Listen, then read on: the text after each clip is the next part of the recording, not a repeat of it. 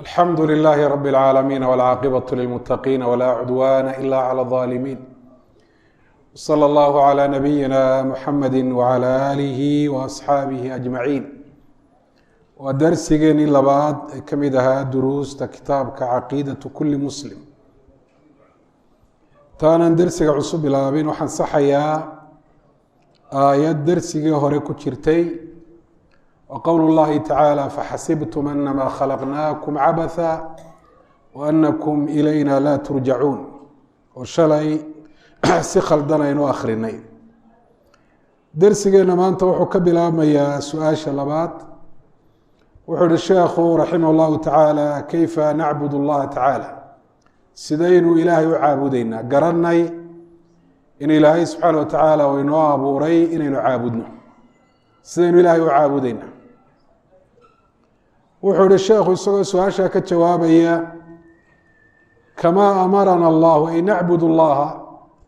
ilaahay baynu caabudeynaa kamaa amarana allahu baynu caabudeynaa siduu ilaahay ina faray wa rasuuluhu rasuulkiisu siduu ina faray maca alikhlaas iyadoo taa ay la socoto in cibaadada ilaahay subxaana wa tacaala daraaddii aynu u samaynayno ibtiqaa'a wajhi illaah ilaahay wejigiisa inagoo raadinayna waa su-aal muhima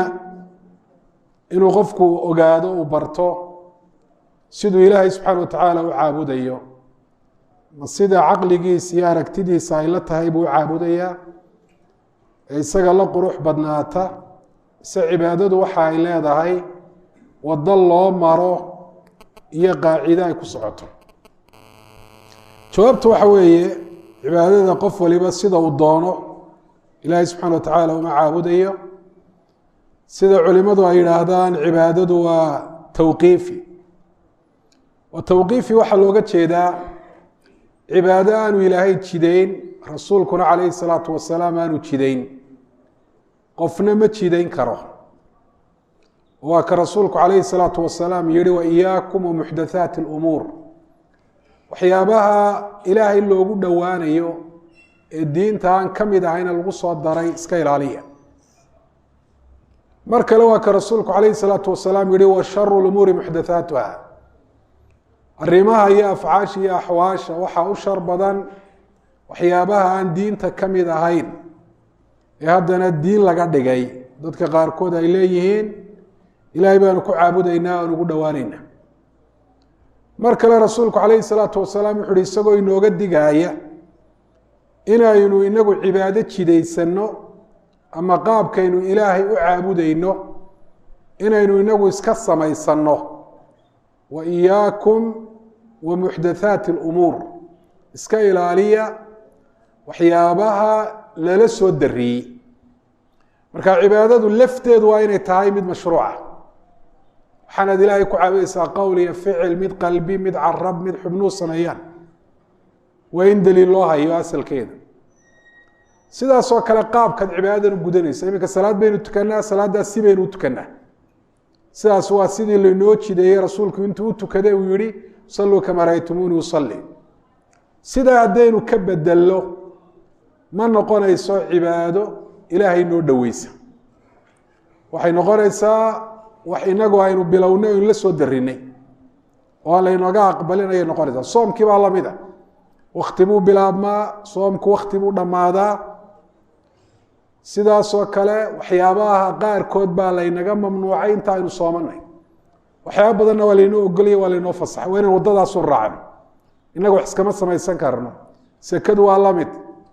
xoolo aanu ilaahay sake ku waajibin inagu kuma waajibin karno qadarku ilaahay yidhi xoolahaasi waajib buu ku yahay mid aan ahayn inagu kuma waajibin karno cid baa layna yihi sekada siiya ma bedeli karna inagu oo cid kale sekadii ma siin karno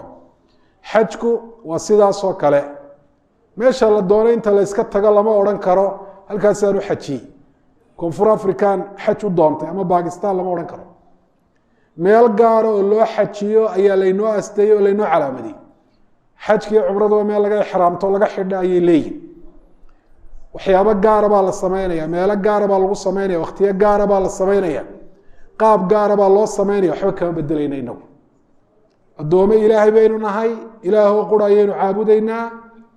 siduu ilaahay jideeye uu sharciyeeyey ayaanu ilaahay subxana watacala u caabudaynaa kamaa amarana allah warasuuluh nebi maxamed buu ilaahay ku yihi fastaqim kamaa umirta waman taaba macaka sidaad doonto adigu u toosno waddada doonaysana mar lama odhan sida laguu amray u toosnow adiga iyo dadka islaamay ee adiga atbaacdada ka mid noqday ee ku raacay marka cibaadada nooceeda qaabkeeda tiradeeda meesha lagu samaynayo waktiga la samaynayo intaba waa in shareecada loola noqdo intaa midna looma xadidi karo iyadoo shareecadu aanay u xadidin ikhlaaskuna waa in cibaadadu ilaahay daraaddii ay noqoto oo cid kale aan loo samaynayn riyaana waa inay ka maran tahay istusnimo oo riyaagu wax kale maaha waa qofku waa cibaadada inuu qurxiyo ama uu ziyaadiyo oo uu dheereeyo tusaale ahaan cid arkaysa awgeed si ay ciddaasi u ammaanto ama ciddaasi si ay ula dhacdo maxaa u daliila cibaadadu inay ikhlaas u baahan tahay in ilaahay daraaddii loo sameeyo oo shirki iyo riyaa istusnimo labadaba ay ka madhaato adaliilu min alqur'aan buu uhi sheekhu daliilka qur-aanka ka mida ee sidaa tusinaya waa qowlka ilaahay uhi wamaa umiruu lama farin ilaa liyacbudu llaha ilahay inay caabudaan weeyaane mukhlisiina xaalayiin kuwa ilaahay u barax tiraya oo u gaar yeelaya addiina alcibaada cibaadada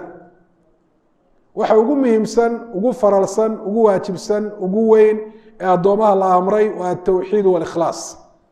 inay ilaahay caabudaan cibaadadaasina inay ikhlaas noqoto ilaahay daraaddii inay noqoto maxaa u daliila inay waajib tahay ilahay in loo caabudo sida ilaahay inoo jideeyey sidaa rasuulku calayhi salaatu wasalaam inoo tilmaamay adaliilu min alxadiid buu uhi sheekhu waxaa arrinkaa u daliila axaadiista nebiga ka mid a qowlu nabiy calayhi salaatu wasalaam man camila qofka sameeya camalan camal camalkaasoo laysa aanu hayn calayhi dushiisa amrunaa ay diinunaa wa daliiluna diintayada iyo daliilkayagu fa huwa camalkaasi raddun ay marduudun calayh waa lagu celinayaa oo laga aqbali maayo ay marduudun rawaahu muslim wa xadiidu caaisha oo muslim uu ku wariyey saxiixiisa camalku si kastaa kula qurux badnaado naftaadu ha jeclaato mar haddaanu waafaqsanayn shareecadii ilaahay subxana wa tacala nebi maxamed uu ku soo dejiyey aanu ku waafaqsanayn noociisa ama tiradiisa ama qaabka loo sameynayo meesha lagu sameynayo wakhtiga la sameynayo oo arrimahaasi adigu aada iska jidaysatay laga aqbali maayo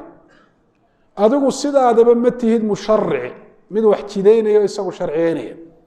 waajibkaagu waa inaad noqoto caabid mutabica mid ilaahay subxana wa tacaala caabudaya siduu ilaahay u caabudayana kaga dayanaya nebi maxamed calayhi salaatu wasalaam su-aasha saddexaad wuxuu uhi sheekhu hal nacbudu ma caabudaynaa allah ilaahay khawfan baqe ilaahay aynu ka baqanayna awgii ma u caabudayna oo naartiisa iyo ciqaabkiisa aynu ka baqanayna wa amacan iyo damac iyo doonis aynu doonayno ilaahay jannadiisa iyo raalli ahaanshihiisa ma u caabudayna manaa limaada nacbud allah waxaynu ilaahay subxana wa tacaala aynu caabudaynaa nacbuduhu maxabatan wa tacdiiman jacayl ilaahay aynu qabno iyo weyneyn ilaahay aynu weyneynayno ayaynu ilaahay u caabudaynaa cibaadada labada arrimood baa asal u ah oo arkaan u ah labada arrimoodna natiijadoodu waa maxay maxabada natiijadeedu waa raja waa inaad ilaahay raalli ahaanshihiisa iyo naciimkiisa aada rajayso tacdiimka iyo weyneynta ilaah aad weyneyneysana natiijadiisa iyo midhihiisu waa alkhawfu min ghadabihi wa ciqaabih waa inaad ka baqato ilaahay subxana wa tacaala cadhadiisa iyo ciqaabkiisa markaa sheekhu wuxuu yihi nacam haa nacbudu ilahay waynu caabudaynaa khawfan baqa aynu cadhadiisa iyo cadaabkiisa ka baqanayna awgii baynu caabudaynaa wa amacan rajo aynu ka qabno ilaahay raalli ahaanshihiisa iyo jannadiisa ayaynu caabudaynaa masaladan waa masale muhiima waxaanu sheekhu u keenay dadka qaarkood baa waxay yidhaahdaan allaahuma laa nacbuduka rajaءa lijannatika wa khawfa min cadaabika walaakinana nacbuduka maxabatan fiik ilaahu kuu caabudi mayno doonis aanu jannadaada doonayno iyo baqa aanu naartaada ka baqanayno waxa quri aanu kuu caabudayna waa inaanu ku jecel lahay arrinta noocaasina waa mid khalada weeye oo jacaylka iyo baqaha iyo rajada ayay u qaateen inay yihiin wax kala madax bannaan oo shaqaan isku lahayn saynu sheegnayna qofka ilaahay subxaanahu watacaala jeceli ilaahay naciimkiisa uu jannada ku diyaariyey ilaahay buu ka rajeeyaa damac baana kaga jira oo waa hamaratu wa natiijatu almaxaba jacaylkaad ilahay aad jeceshay subxana watacaala natiijadiisa iyo midhihiisa ayay taasi ay ka mid tahay saasoo kale qofka ilaahay subxana watacaala weyneynaya si dhaba u weyneynaya ilahay uu ka baqaa baqa dhamaystiran ilaahay cadaabkiisa iyo naartiisa wuu ka baqaa waata kale waxay u qaateen dadka sidaa lihi jannadu inay tahay uun webiyaasha laynoo sheegay geedaha qusuurta iyo guryaha meeshaa jannada la idhaahdo ku yaalla jannadu inay intaa tahay bay u qaateen walihaada bay leeyihin anagu intaa maba doonaynaba ujeedadeeda maba haba geedaha iyo guryaha iyo webiyada iyo dumarka iyo waxa halkaa lagu sheegay intaasay jannadii u qaateen naartanay leeyihiin ka baqi maynana waxay u qaateen jaxiimka meeshaasi yaal cadaabka iyo gubashada iyo dhibaatada meeshaasi taallo oo qura iyo sharaabka lagu gubanayo iyo cuntada midhicirada jarjaraysa taasay naartiina u qaateen taasina waa mafhuum khaldan oo ay ka fahmeen jannada iyo naarta waxyaabaha laynoo sheegay geedaha guryaha wax la cuno iyo wax la cabo webiyaal waxaa jannada dhexeeda yaalla quruxda badan macaan naftu aadka ay u jeceshahay jannada wax ka mida weeye laakiin jannada u weyni waa inaad ilaahay subxana watacaala wejigiisa aad aragto hada acdamu naciim fi laakhira nicmada aakhiro taalle ee u weyni waa taas waana min aljanna naciimka ahluljannu ay helayaan waaba naciimka u weynba markay jannada galaan buu ilaahay la hadlaya ahluljannihi markaasuu odhanaya ahla aljanna hal turiiduuna shayan aziidukum ahluljannaw ma doonaysaan waxaan idiin kordhiyaan idiin ziyaadiyo markaasa waxay odhanayaan oo ilaahay o maxaa noo hadhay alam tudkhilna aljanna miyaanad jannadin dhagelin alam tunjina min annaar naarti miyaanad naga badbaadin alam tubayid wujuuhana wejiyadeeda miyaanad caddayn kuwa qurux badanoo ruudhaya miyaanad ka dhigin markaasaa ilaahay subxana watacaala daaha iyo xijaabka uu isaga qaadaya arrintaas waxay noqonaysaa bui rasuulku calayhi salaatu wasalaam nicmada u weyn ee jannada ka mida ee ahljannuhu ay helaan walihaada rasuulkeenu calayhi salaatu wasalaam wuxuu odhan jiray ducadiisa ka mid ahaa waas'aluka ladata annadari ilaa wajhika ilah waxaan ku weydiisanayaa macaanka ay leedahay eegmada iyo aragtida wejigaaga aan arko xaga kale haddaynu eegno cadaabka u weyn ee ahlu naarka haystaa ma aha gubashada raashinka xun sharaabka xun jaxiimka iyo kadeedka halkaa yaalo qura cadaabka u weyne haystaa waa an xujibuu min ru'yat illah ilaahay inay arkaan xijaabista laga xijaabe weye oo naciimkaa u weyn inay ka qadaan walihaada baa ilaahay subxana watacaala uu yihi maruu ka waramayey kuwa gaalada ah kalaa inahum can rabbihim yowmaidin lamaxjuubuun ilaahay subxaana watacaala waa laga xijaabay oo rabbi subxaana watacaala arki maayaan marka jannadan ay leeyihiin jacayl uma qabno sida ay u qaateen maaha aragtida ilaahay subxana watacaala ayaa jannada weyn naartan ay leeyihiin ka baqan maynana siday u qaateen maahae ilaahay inay arki waayaan oo laga xijaabo ayaa u weyn maxaa u daliila inaynu ilaahay subxana watacaala u caabudayno baqa aynu cadhadiisa iyo cadaabkiisa ka baqayno iyo rajo iyo damac aynu ka leenahay ilahay naciimkiisa iyo raalli ahaanshiisa waxa u daliila bu ui sheekhu addaliilu min alqur'an wa qowl llahi tacala ilahay uhi wadcuuhu ilaahay caabuda khawfan baqa aad ka baqaysaan cadaabkiisa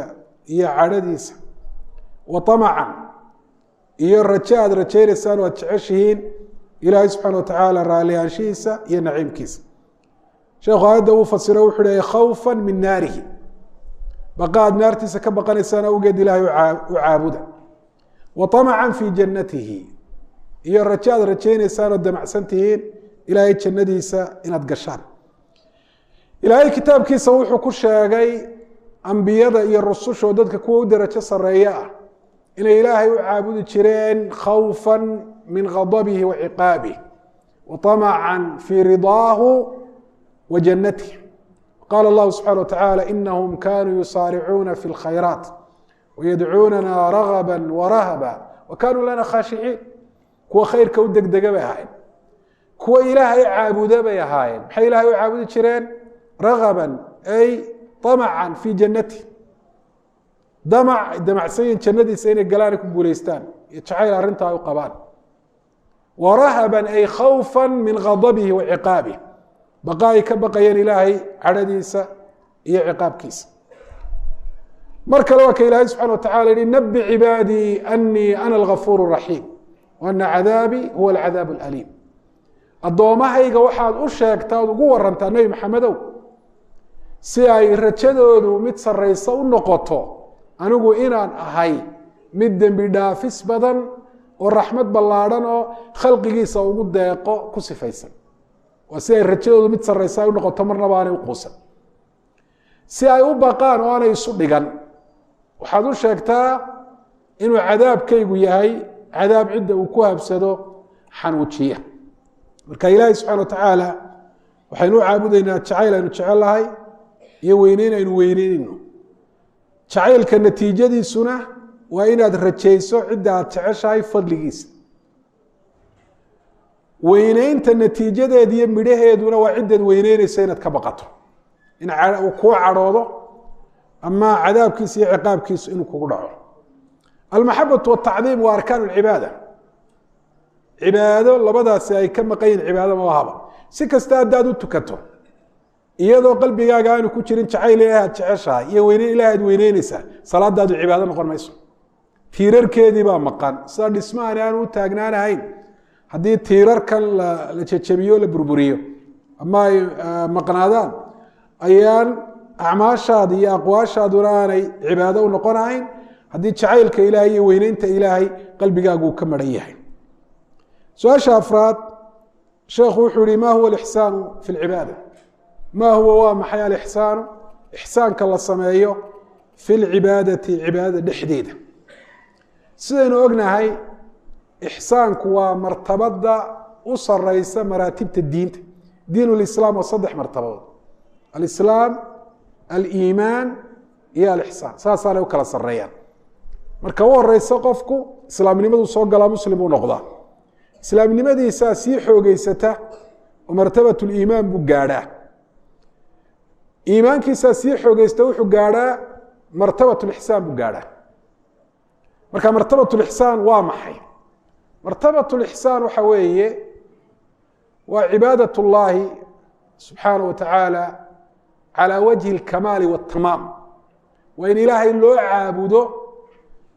si dhamaystiran, yani cibaado aanay nuqsaani ku jirin, kaamil ah, xagga qalbiga ka dhamaystiran, xagga xubnaha cibaadadaasi lagu fulinayana saasoo kale ka dhamaystiran.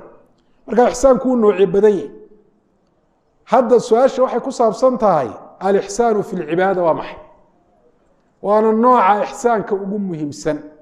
in cibaadada addoonku ilaahay uu caabudayo dhexdeeda inuu sameeyo ixsaan. taa macnaheedu waa maxay? taa macnaheedu waxa weeyaan waa istixdaar alqalb waliqbaalu calى اllah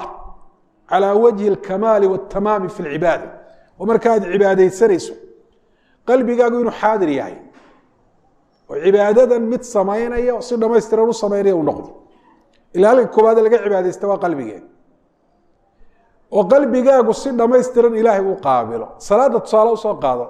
allahu akbar baad tiro, salaaddii baad gashay. dadku salaada dhexdeeda ixsaanka ay sameeyaan u kala badan yihin, waxaana kala badnaanshihiisu uu ka dhalanayaa sida qalbigoodu u soo xaadiro salaada dhexdeeda qalbigu salaada uu ugu koobmo ee waxyaabaha kale salaada ka baxsan oo dhan arrimaha adduunye kuwa diineedba uu uga yimaado uga soo jeesto iyo sida qalbigoodu u khushuucsan yahay ee ilaahay subxaanahu wa tacaala xaggiisa ugu jeestay u qaabilo saasay u kala ixsaan badan yihiin marka hada huwa alixsaanu fi salaa alixsaanu fi salaa waa alkhushuucu fiiha salaada dhexdeeda inuu khushuuco oo qalbigiisu salaada dhexdeeda uu joogo oo marba wuxuu akhrinayo macanihiisa uu fiirsanayo ka fikirayo wuxuu samaynayana saasoo kale qalbigiisu isagoo xusuusan uu samaynayo si dhamaystirana qalbigiisu xagga ilaahay subxana wa tacaala uu ugu jeedo cibaadaadkii kalena taasumaa loo qiyaas qaadanaya sheekhu wuxu uhi isagoo su-aashaa ka jawaabaya ma huwa alixsaan fi lcibaada alixsaanu fi lcibaada waa muraaqabat llah waa ilaahay in la muraaqabayo waxdahu xaalo kelida uu yahay alladii allahaasoo yaraana allahaasoo ina arka la muraaqabeeye macnaheedu waa maxay waa in adoo cibaadadii ku jira aada dareensan tahay qalbigaaga ay ku jirto oad xusuusan tahay cibaadada markaad ku jirta ilahay inuu ku arkayo oo xaalkaaga aanu ilaahay ka qarsoonayn waxaad leedahay oo dhan midaad kor u qaadiyo midaad hoos u dhigtaba ilahay subxana wa tacaala inuu ku maqlayo waxaad ku aaminaysa aad ku fikirayso cibaadada dhexdeeda ilaahay subxana wa tacaala inuu og yahay oo ilaahay aanu ka qarsoonayn allah subxana wa tacaala ku arka marnaba meel kastoo aad gashaba aanad ka qarsoomahayn maxaa u daliila daliilka qur-aanka ee sidaa tusinaya waxa weeye qowlka ilaahay uu yihi in allaha kaana calaykum raqiiba waa aayadda u horeysa suuratu nisa yaa ayuha nnaasu itaquu rabakum aladii khalaqakum min nafsin waaxida wakhalaqa minha zawjaha wabatha minhuma rijaala kaiira wanisaa waataquu llaha aladii tasaa'aluuna bihi walarxaam ilaahay addoomaha wuxuu faray bitaqwa weliba laba jeer uu ku celiyey oo macnaheedu uu yahay alcamalu calى hada اdiin wاlistiqaamaةu calayhi kama warad diintan in lagu camal falo loogu toosnaado sida diintan ay u soo aroortay isa ilaahay subxana wa tacaala uu doonayo intaa dabadeed si taqwada iyo camalka iyo cibaadadaasi ay u noqoto mid dhexdeeda addoonku uu ixsaan sameeyey wuxuu ilahay yihi ina allaha kaana calaykum raqiiba ogaada ilaahay subxaana wa tacaala waa mid xaalkiinu aanu ka qarsoonayn waa raqiib waa shahiid ilaahay waa muطalic waa mid idin daalacanaya waa mid ilaahay subxaana wa tacaala shaahida oo markhaati ka waxaad samaynaysaan oo dhan marka macnaheedu waa maxay waa cibaadada wanaajiya oo dhammaystira allah ad caabudaysaan baa xaalkiina la socda oo arrinkiinu aanu ka qarsoonayn mar kale ilaahay subxana wa tacaala wuxuu yihi aladii yaraaka xiina taquum waxaa ka horeysa watawakal cala alcasiizi الraxiim tala saaro allah cizada iyo awoodda iyo sharafta badan allah raxiimka ah aladii yaraaka xiina taquum wataqalubaka fi saajidiin allah ku arka markaad salaada isu taagto ku arka ilaahay subxana wa tacaala gadgadoonkaaga aad gadgadoomayso dadkan tukanaya dhexdooda ilahay uu ku arka markaad rukuucayso markaad sujuudayso markaad ka soo kacayso fadhiga laba sujood udhexeeya atixiyaadka markaad u fadhido mar walba aragga ilaahay wuu ku hayaa kama qarsoonida ilahay subxana wa tacaala ilaahayna subxana wa tacaala uu ku maqlaya waanu ku og yahay macnaheedu waa maxay markaad cibaadaysanayso haddaanad gaadh ahayn darajada sare darajaat lixsaan ka mid a oo inaad cibaadada u gudato sidii aad adigu ilaahay arkayso darajada labaad ee ixsaanku yaanay ku dhaafin taasoo ah inaad cibaadada gudato adigoo og oo yaqiinsan oo xusuusan inuu ilaahay subxana wa tacaala adiga ku arkayo oo rabbi subxana wa tacaala xaalkaaga uu la socdo daliilka xadiidka ee tusinaya ixsaanka cibaadada dhexdeeda la sameeyey macnihiisa waa jawaabta nebigu calayh الsalaatu salaam uu bixiyey markuu malaku jibriil weydiiyey mal ixsaan ixsaanku waa maxay wuxu uhi rasuulku alixsaanu an tacbud allah waa inaad ilaahay caabuddo oo kaanaka taraahu sidii ood aragtidoo kale aad u caabuddo cibaadadu say noqon lahayd haddii markaad cibaadada ku jirto ilaahay aad arkayso bal sawiro adigu salaada markaad tukanayso hadduu ilaahay kuu muuqdo sidaad u tukan lahayd bal adigu isweydiiyo markaad ducaysanayso haddii ilaahay uu kuu muuqan lahaad arki lahayd markaad dikriyeyso wahaakada markaad sadaqad la baxayso soo camalkaaga kamaad dhigteen akmala camalin wa axsanahu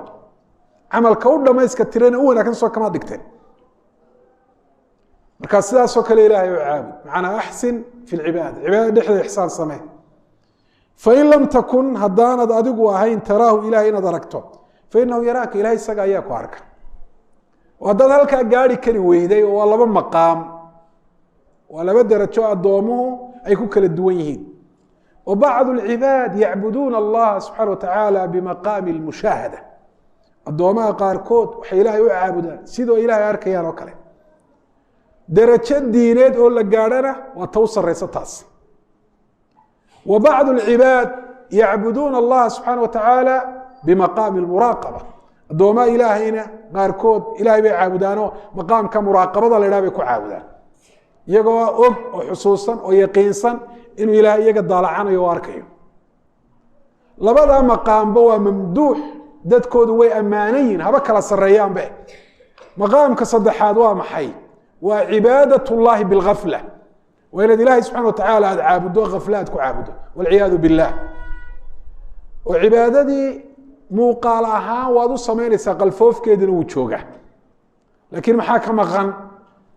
intaad ilaahay xusuusan tahay dhexdeeda ayaa yar ama ma jirtaba munaafiqiinta xusuusnaanta ilaahay xusuusan yihin fi lcibaada cibaadaadkay daahiran u samaynayeen midaan jirinba ayuu ahaa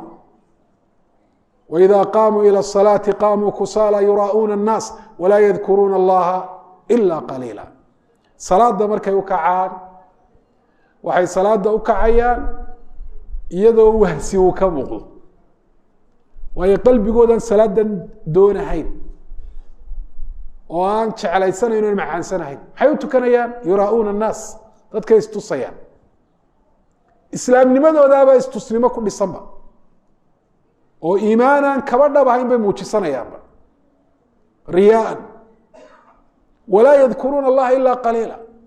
mar haddaanay cibaadadani ilaahay daraaddii ahayn oo aanay allah ugu dhowaanahayn waxaa meesha ka baxday muraaqabat llahi subxana watacaala iska dhaaf mushaahadat llahi marka waxay tukanayaan iyagoon ilahay ba xusuusnayn dadku saasi ayay cibaadada u kala duwan yihin oo laba qof oo salaada isku dhinac tukanaya oo hadda isku in sameeyey oo isku in akhriyey ayay haddana salaadoodu isu tahay kamaa beyna asamaai walard samada iyo dhulku siday isu yihiin maxaa salaadoodan kala sarraysiiyey wixii la odhanayey iyo wixii la sameynayay isku mid bay ka tahay waxaa salaadoodan kala sarraysiiyey waa xusuusnaanta ilaahay xusuusan yihiin ee maqaamu lmushaahada aw almuraaqaba ilahay ku caabudayaan ayaa kala sarraysa taadaa salaada kala sarraysiisay ayib marka waa arrin aad iyo aada muhim u ah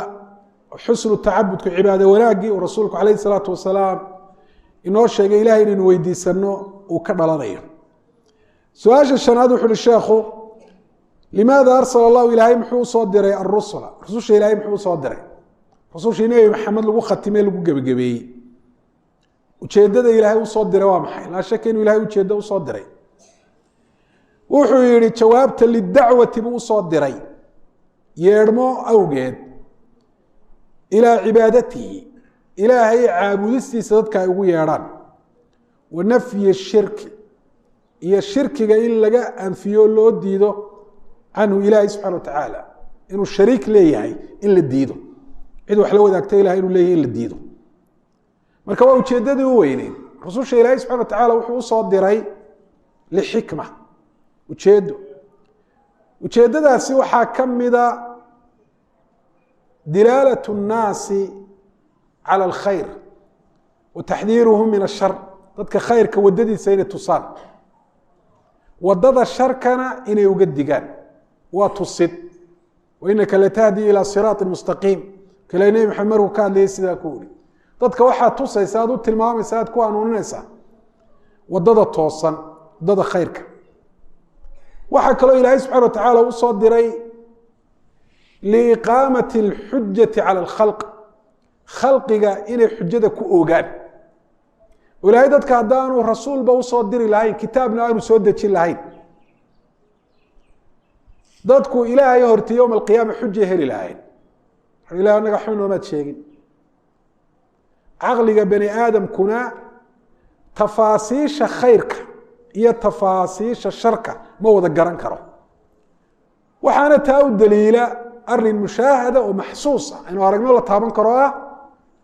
tafaawutu cuquuli الnaas waاkhtilaafuha dadka caqligooda suu kala duwan yihi wax kan la san ayaa kan la xun wax kan la qurux badan baa kan la foolxun wax kan la toosan baa kan la qaloocan mid walibana waa qof miyir qabo caqli leh oo ma waala ولهذا تفاصيل الخير والشر لا تدرك بمجرد العقل caqliga oo qura laguma garan karo العقل قد يعرف أو يعلم حسن بعض الأشياء أشياء qaarkood wanaagooda u gaari karaa وقد يعرف قبح بعضها أشياء kalena xumaantooda iyo foolxumadu garan karaa laakiin lama oran karo caqliga qofka bani aadamkaahi wax kasta oo wanaagsan uu garanaya qodob kasta oo wanaag qodob kasta oo xumaanana uu garanaya lama oran karo hadday sidaa tahayna rusul la soo dira iyo kutub la soo dejiyay iyo diimo la jideeyay iyo inta midna loo baahday laakiin cuquusha ayaan inta inoogu filayn ولهذا baa caqliga laga dhigay taabic lisharc sharciga daba socda waayo sharcigu waa mid xagga ilaahay ka yimi ka jideeyey waa ilaahay subxana wa tacaala wax walba og wax walba garanaya bitafsiil si kala dhigdhigan oo faahfaahsan u garanaya oo khalad aanu ka dhici karin oo cilmi dhammaystiran iyo xikmad buura ay sifa ay u tahay marka sharcigu hadduu sharciga ilaahay yahay khalad maba noqon karaba haddii wax sharciga ilaahay iyo diinta ilaahay ka midi khalad uu kuula muuqdo khalad maaha adaa khaldan alkhaطأu min jihatik caqligaaga si khaldan u fikiray ama waxaanad u haysato inuu diintii ilaahay yahay ayaan diintii ilaahay aan ahayn waana masale muhima masaladaasi maanta oo dad fara badan baa intay cuquushooda weliba khafladaysan ee jahligu uu ka buuxay intay isticmaalaan ayay sharciga ilaahay durayaan waxaas waa khalad taas waa dulmi taa waa laga wanaagsan yahay markaasay baddaa isku gelayaan oo ilaahay subxana wa tacaala ay la murmayaan waxaan ilaahay subxana wa tacaala ilaahay diintiisu ay diideen waxay odhan waa wax wanaagsan dadka maxaa loogu diidaya waa qusuur caqligooda ku jira ama taqsiir waxaa ka hadlinaya maangaabnimadooda iyo aqoon yaraantooda ama aqoon la-aantooda ayaa ka hadlinaysa alaa yaclamu man khalaqa huwa latiif alkhabiir horta yaa ku abuuray adiga caqligaad leedahay sharciga ilahay inuu khaldaya baan ku gartay yaa kuu sameeyey allah soo ma kayfa yumkin in ilaahay wuxuu yihi ali adiga ku abuuray caqliga kuu sameeyey uu khalad noqdo caqligii uu kuu sameeyeyna sax uu noqdo taa intaan sharciba la gaadhin caqliga ayaaba diidayaba marka ilaahay subxana wa tacaala wuxuu rususha usoo diray waxaa ka mid ah iqaamat اlxujati cala alkhalq khalqigu maalinta qiyaamo si aanay u murmin in xujada lagu ogo rusula mubashiriina wamundiriin lianlaa yakuuna linnaasi cala llahi xujatu bacda rusul waa rusul bushaareynaya cidda wanaag samaysay u bushaareynayaan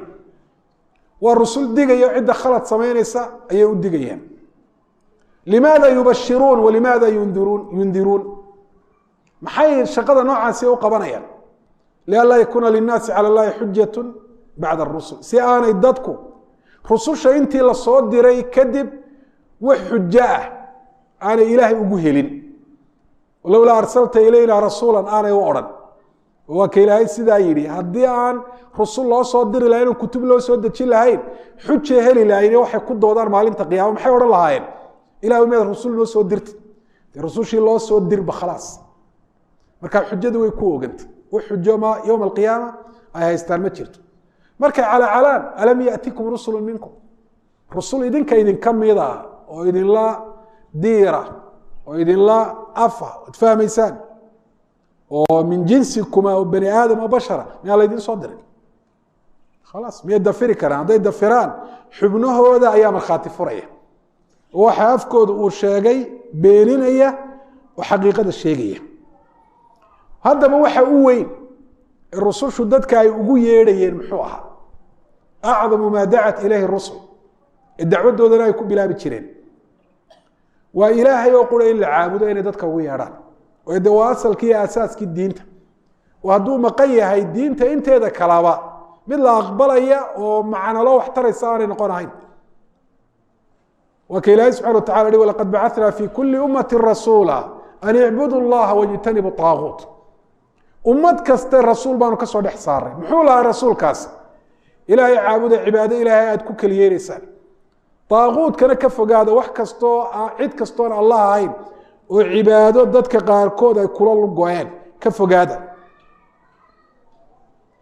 wma arsalnaa min qablika min rasuuli ila nuuxii ilayhi anahu laa ilaaha ila ana facbudun rasuul kastaoo horta aanu diray nebi maxamedow sidaan adiga kuugu waxyoonnay isna waxaan u waxyoonnay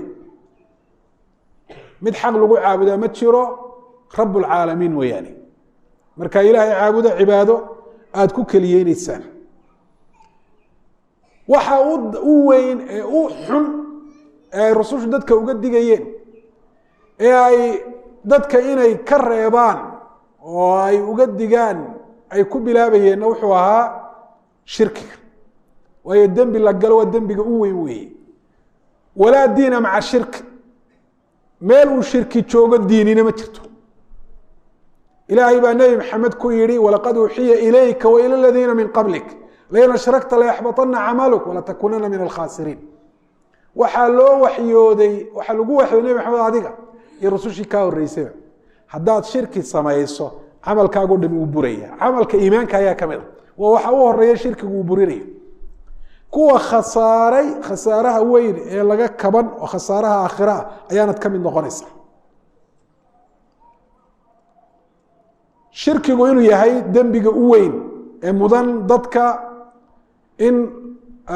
looga yeedho oo looga digo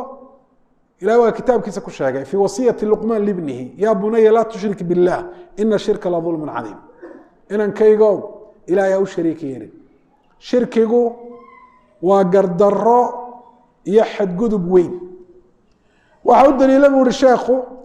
inay rusushu dadka ilaahay u qura in la caabudo shirkigna laga taga ay ugu yeedhayeen ujeeddada ilaahay usoo dirayna taa ay ahayd qowlka ilahay uhi walaqad bacatna dhab ahaan waanu diray fii kulli ummatin ummad kasta dhexdeeda waxaanu ka soo saaray rasuula fariinside an icbudu llaha rasuulkaasi oo leh an icbudu llaha ilaahay caabuda cibaado ilaahay ku kooban oo u gaara wajtanibu طaaguut cid kastoo la caabudo on allah hayna subxana wa tacaala cibaadadu ka fogaada xagga xadiidkana waxaa u daliila buu ihi xadiidka uhi nabigu calayh الsalaatu wasalaam walambiyaau ikhwa nebiyadu waa walaalo waxaa walaaleeyey alislaam islaamnimada guud oo ah alistislaamu lilahi bالtawxiid walinqiyaadu lahu biالطaaca in ilaahay tawxiid iyo keliye la keliyanayo loogu hogaansamo iyo adeecis la adeecayo walbaraatu min ashirki wa ahli shirki iyo ehelkiina in beri laga noqdo laga madhnaado islaamnimada noocaasa rususha oo dhami way wadaagayeen jamiicu rusul muslimiin bay taa ku ahaayeen diintooduna diin lislaam ayay taasi ay ku ahayd wa diinuhum waaxid buri nebigu calayh isalaatu wasalaam waa walaalo diintooduna waa mid qura marka diintooda uu rasuulku leeyay mid quray ahayd waa tee xagga axkaamta iyo sharaacida maxaa xalaala maxaa xaaraana maxaa la ogol yahay maxaa la diidayaa rusushu way ku kala duwanaayeen ilaahay subxana wa tacaala waa kan yihi fi kitaabi qolo kasta waxaan u yeelay shircatan wa minhaaja yani shareeco iyo waddo iyaga u gaara waa xaggii axkaamta waxaan diintoodu ay midka ka ahayd ee rususha oo dhan mideeyey muxuu aha haddaba wuxuu ahaa tawxiidka in la barto la aamino lagu dhaqmo dadkana loogu yeedho shirkiga baadilnimadiisa caqiida in laga dhigto shirkigu wuxuu yahay in la garto si la ysaga ilaaliyo dadkana in looga digo looga yeedho taas ayaa ambiyada oo dhami ay waxa weeyaan ka midaysnaayeen waa taa dee aayadduba tilmaamaysa walaqad bacathnaa fi kuli ummati rasuula an icbudu llaha wajtanibu طaaguut ay kulu rusul rususha oo dhami dacow ila tawxiid waxay ummadihii ilaahay u diray ay ugu yeedheen towxiidka keliyeynta ilaahay ayay ugu yeedheen marka taasi waa asal aan isbedelahayn oo rasuul kasta ilaahay uu la soo diray kitaab kastoo ilaahay uu soo dejiyeyna ku yaalay oo kitaab waliba dadka uu farayay towxiidku kitaab waliba ilaahay soo dejiyeyna dadka shirkiga uu uga digayay waayo waa towxiidku waa aslu diin diinina towxiid la-aan ma jirto shirkiguna waa aslu dalaali walbaail baail iyo xumaan oo dhan buu asal u yahay walaa diina maca shirki meeluu shirki yaallana diini ma jirto walihaada maadaama rususha oo dhami ay ahaayeen kuwo in diin la yeesho ku baaqayey wixii diinta asalka u ahaa ayay dadka ugu yeedhayeen wixii diinta burinaya meesha ka saarayena dadka way uga yeedhayeen way uga digayeen ilahay baynu weydiisanay in towxiidka inoo quweeyo shirkiga iyo sharkiisana inuu inaga badbaadiyo ilahay baynu subxana watacaala raxamaadkiisa weydiisanayna ilaahay raxmadda samada iyo ta dhulka labadaba ilahay noo furo barakaatu samay walardi baynu ilahay subxana watacaala ka baryayna allahuma asqina algaytha walaa tajcalna min alqaanitiin allahuma asqina algaytha waraxma walaa tajcalna min alqaanitiin allahuma asqina algaytha waraxmata walaa tajcalna min alqaanitiin allahuma asqina algaytha waraxma walaa tajcalna min alqaanitiin allahuma ina bilcibaadi walbilaadi walbahaa'im min aljuuci walcatash والقحط والجفاف ما لا نشكو إلا إليك اللهم اسقنا يا رب العالمين اللهم اسقنا يا كريم يا رحمن يا غني يا قادر اللهم اسقنا الغيث اللهم اسقنا الغيث اللهم اسقنا الغيث صلى الله على نبينا محمد